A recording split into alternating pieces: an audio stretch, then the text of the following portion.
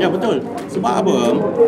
Mengikut statistik ya, banyak daripada pengguna medsos yang telah pun ditipu oleh scammer-scammer, dan juga bukan sahaja itu, banyak daripada kes-kes cyberbullies berlaku sekarang ini.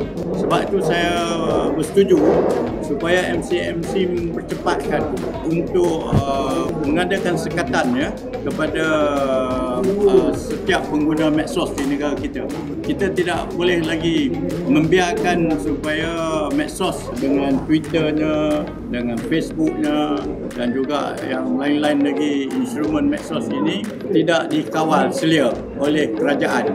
Dan ini amatlah memberaya dan juga merosak, terutama anak-anak muda kita dengan banyak daripada online judinya, dengan begitu juga dengan anak-anak muda kita di mana akan rosak akhlaknya, kerana penyebaran di dalam dunia cyber ini begitu luas sekali. Dan ini sepatutnya negara kita membuatkan sekatan dan mengikut SOP Malaysia kita jangan ikut hak human right negara-negara luar, supaya negara kita ikut SOP dan juga adat dan tradisi orang-orang Melayu kita.